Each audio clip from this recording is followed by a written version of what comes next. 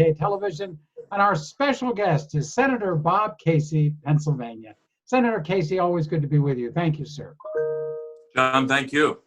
So let me ask you right off the bat, this is a rather unusual Democratic convention. You're not there, you're at home. Yeah, it's never been like this, John, but we have to make it work because we want to make sure that the nomination process unfolds as it should, and that Joe Biden becomes officially our nominee and Kamala Harris officially becomes our vice presidential nominee. But it'll be from a distance. But I'm hoping, John, that maybe because it won't have all the distraction of the convention floor and there won't be things interrupting, that maybe people will pay attention to the speeches more carefully. Well, that was one of my questions is, do you think people are going to watch this on television? I think they will, because I think a lot of voters know they have a stake in the election.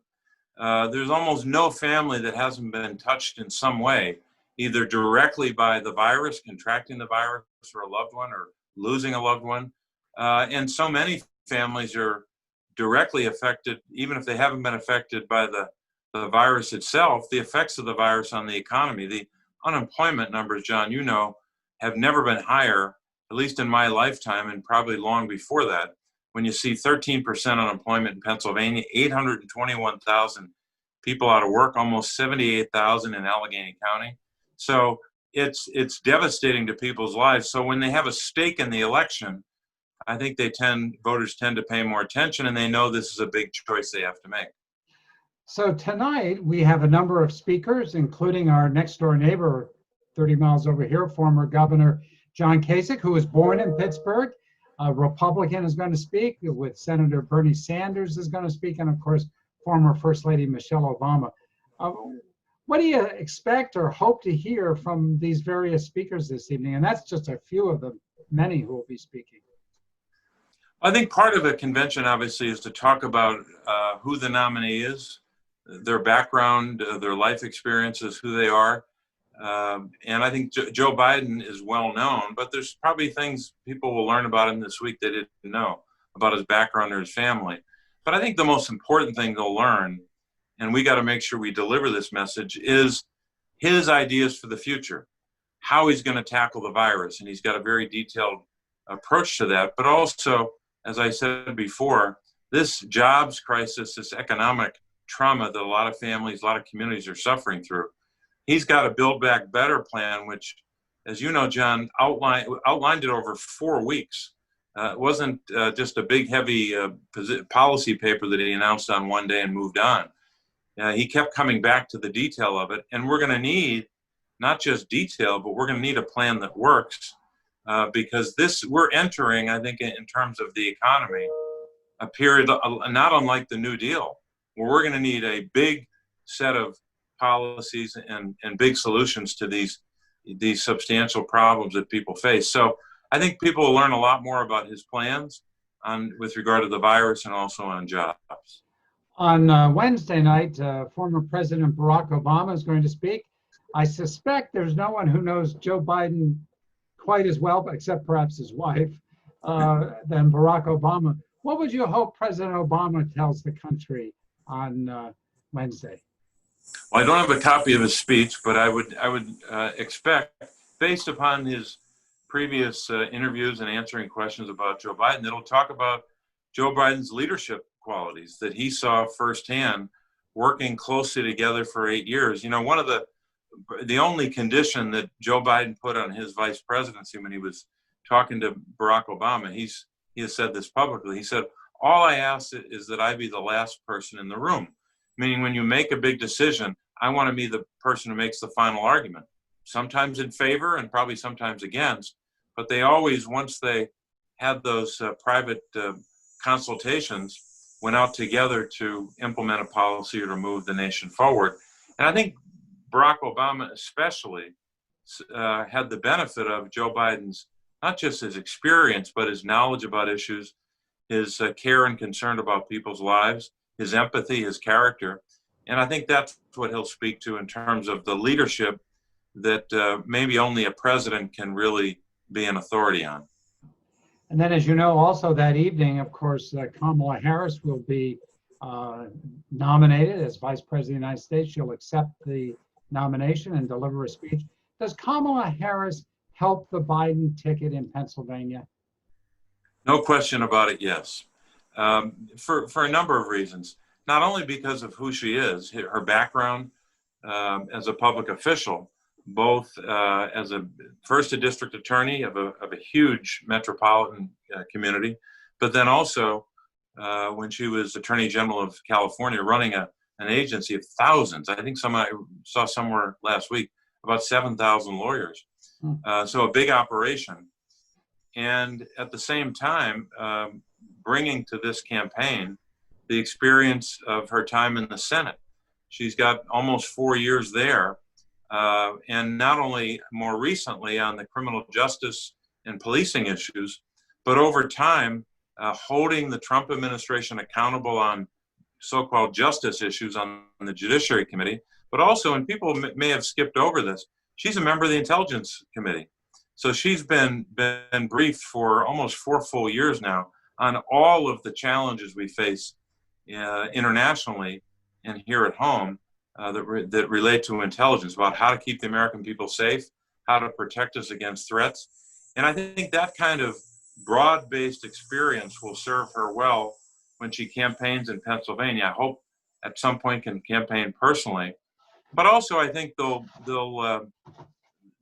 in Pennsylvania who don't know her will find a very engaging person. When Kamala Harris is talking to you, she's only talking to you and she's listening. And I think that's what voters often don't think our leaders do enough of, that we don't listen enough, we don't focus on their lives and their challenges. And she does that about as well as anyone I know. So it's a great combination. They have different strengths, they have different backgrounds, they have different life experiences. But I think they're both very serious about governing, and they both, I think, understand or are trying to understand the depth of the hole that our country is in right now with regard to the challenge we face, continuing challenge on the virus, and also jobs in the economy. Well, then, Senator, as you know, on Thursday night, the Vice President will accept his nomination to be President of the United States. But there's something unusual happening. Normally, during one party's convention, the other party kind of lays low. That's not happening this week. The Republicans and President Trump are all out there. And in fact, on Thursday, the very same day that Joe Biden accepts his party's nomination, President Trump is coming to Pennsylvania. What do you make of all that? Well, he's apparently coming to, last I heard he was coming to Scranton on Thursday. So I'll be in Scranton, so maybe we can have a little debate. But I think what I would hope the president would do, and I'm suggesting this to him not just as what a president should do, what I hope as a citizen and as a public official a president would do, but I'd offer this as well as good campaign advice for him. If he comes to Pennsylvania, he should at least, at the very least, do 3 things. First and foremost, he should talk about how we're going to confront this virus going forward. People are very, not only confused, but sometimes, frankly, frustrated that the president never seemed to have a plan. He's always casting blame or shifting blame, talking about anything else other than dealing with the gravity of this virus. Number 2, he should talk about an economic plan.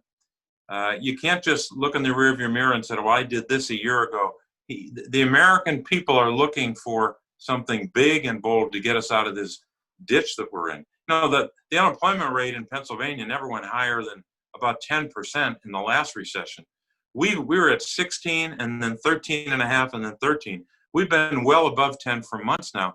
People want to know, how are you going to get jobs for people in southwestern Pennsylvania? How are you going to rescue businesses, especially when you told folks in Washington, go home, I don't want to sign any new deal, any new agreement.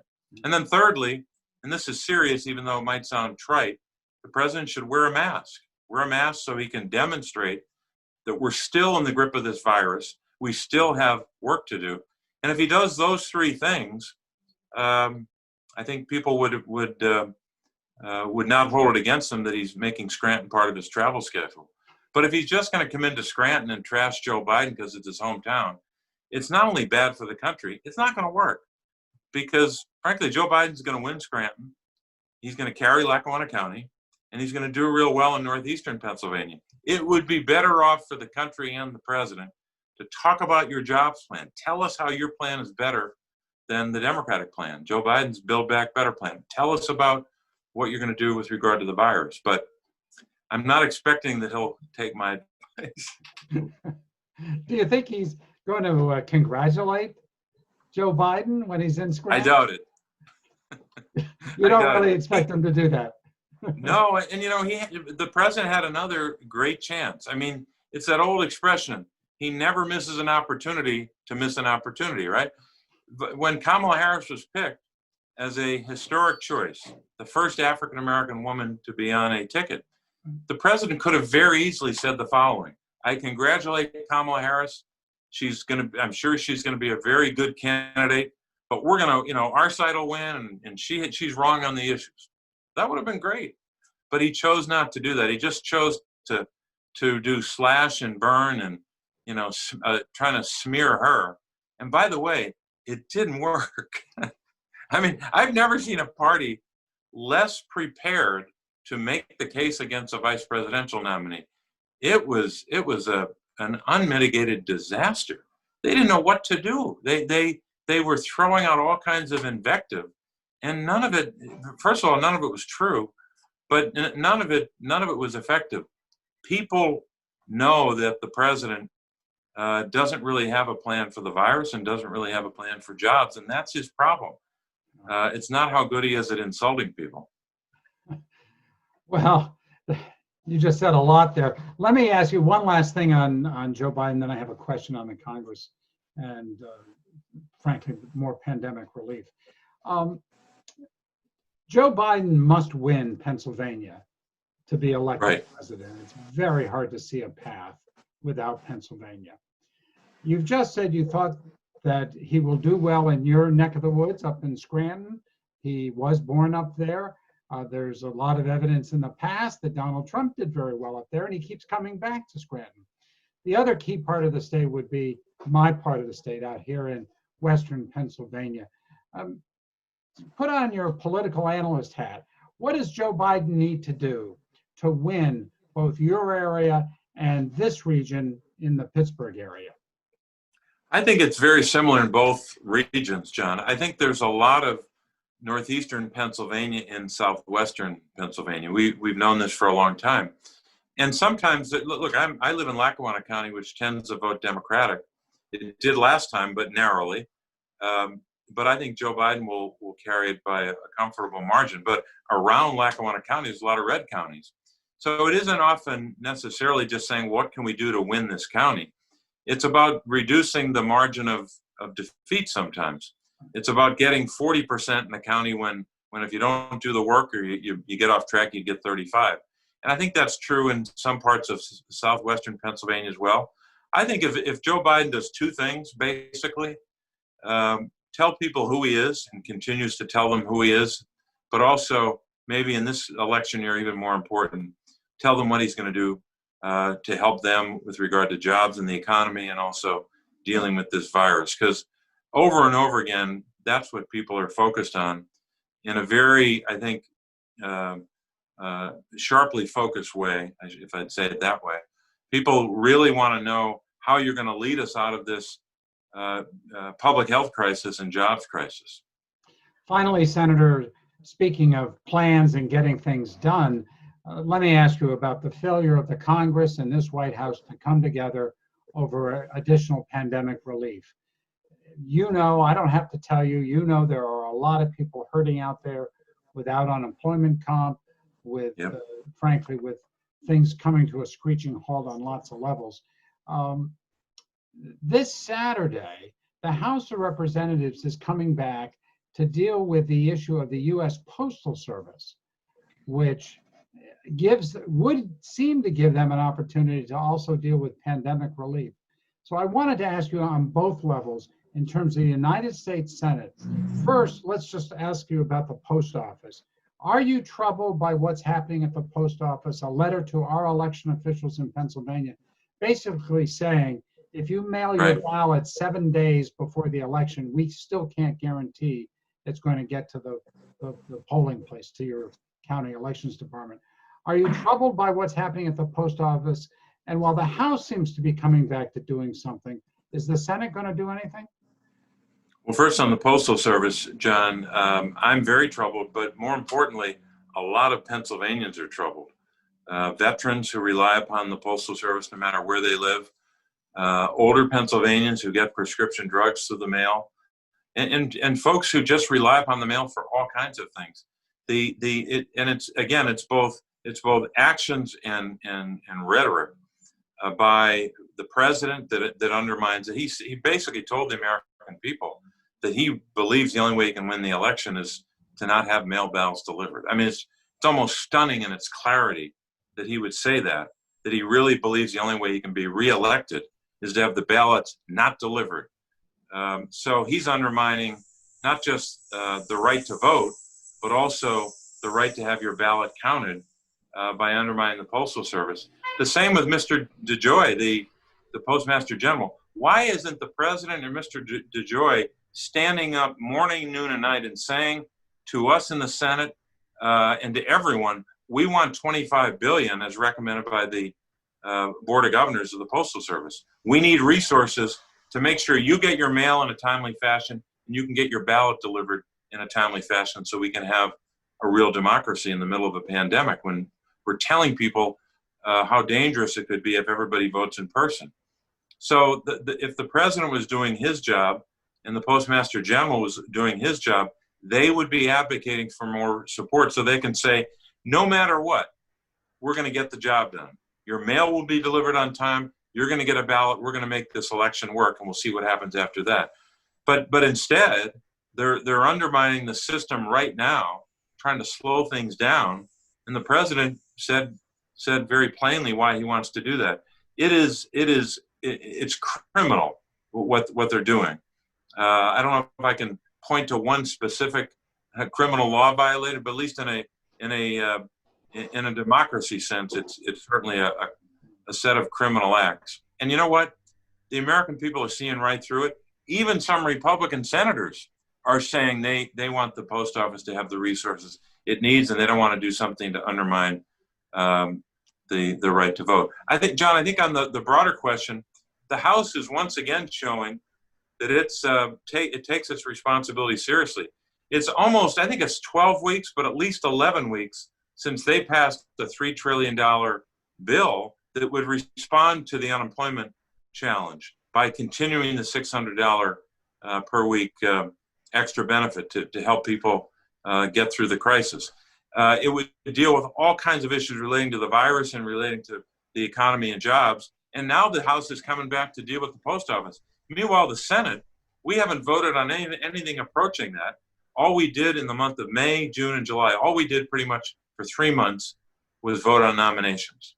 And the Senate still has the Majority Leader McConnell still has no plan to bring us back to vote on the Postal Service, even though a number of his senators, several of them running for re-election, so they must be really hearing from people, are saying, we're not part of this attempt to undermine the election. We want the post office to function as the American people expect. So the Senate's got to do its job. We should be voting on a big package, but it seems like the president and Senate Republicans don't want to reach an agreement on a big set of proposals. I've got a lot of them on nursing homes, investing in strategies to keep the case number and the death number down in nursing homes. Unemployment, you could unlist state and local government support. So we've got about 20 or 25 or 30 major issues that should be addressed in a bill like that, including the Postal Service. Well, it's interesting that you talk about there are some Republican colleagues of yours. I just finished interviewing Congressman Connor Lamb, who believes when they go back on Saturday that there are a number of Republican congressmen and congresswomen who care about the Postal Service operating the way it normally operates. Obviously, the Republicans can't call the House back, but they can call the Senate back. Right. Do you think that's at all likely, at least with respect to the post office, if not with respect to pandemic relief? There's no evidence yet, John, that it's likely, but I hope Leader McConnell would, because Look, a lot of Americans who benefit from the Postal Service happen to live in rural America, rural Pennsylvania.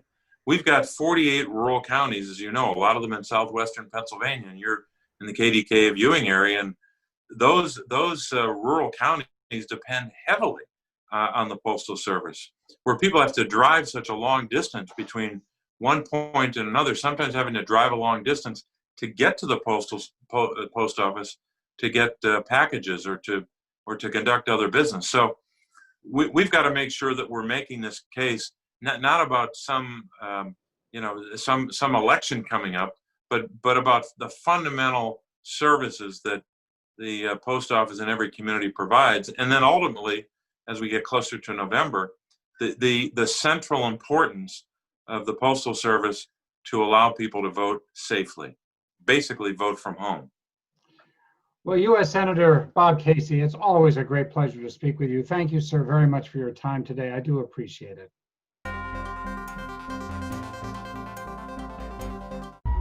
You know when you have that feeling when you see something from the past? The past is the past. How'd you know all these things?